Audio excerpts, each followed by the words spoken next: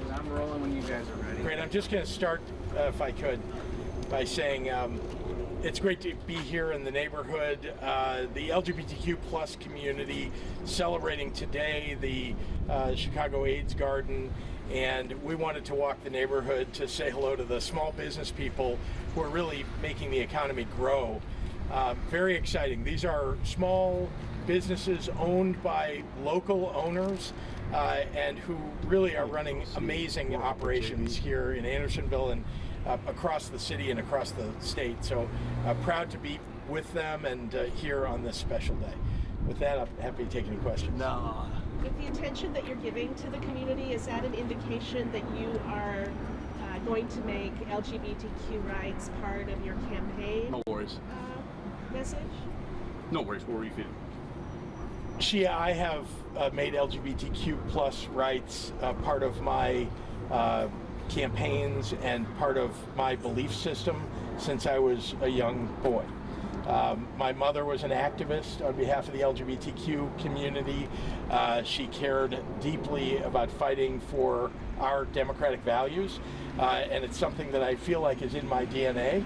Having said that, I think the people that are standing around me and behind me today know that I've been an activist really since they've known me as an adult, marching in the Pride Parade before it was a parade, when it was truly a protest march, when Equality Illinois was the Illinois Federation for Human Rights, and we've made so much progress in this city, in this state, but there's much more to do. And so yes, it's of course part of what I stand for and who I am.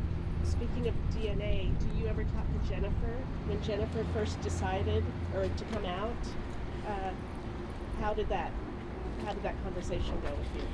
Look, as you know, I have stood up for trans rights, for black trans rights, and for people who often are left out and left behind, discriminated against. So yes, when my cousin came out, it was important to me to stand up and speak out, to tell people that's my cousin, I'm proud of her. And I have to say, even though she is a Republican and has been her whole life, and continues to be a Republican, she also has a really good heart and is somebody who cares deeply about the people of the city and the people of the state. So proud to stand up for her. And Ben's got a question. Yeah. Governor, there's been a lot of drama in Aurora over the Pride Parade. Pride Parade organizers decided they didn't want to have uniformed officers marching in the parade. Mayor Irvin has decided to pull his support for the parade and won't participate in it now. Do you have any comments you want to offer about Mayor Irvin's decision? Well, I don't think we need to be making choices one way or the other.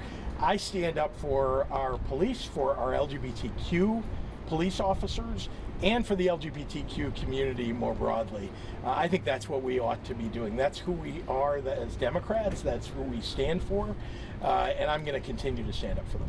Are you going to march in the Aurora Parade? I don't think I'm in the Aurora Parade, but as you know, I've marched in Springfield, I've marched here in Chicago.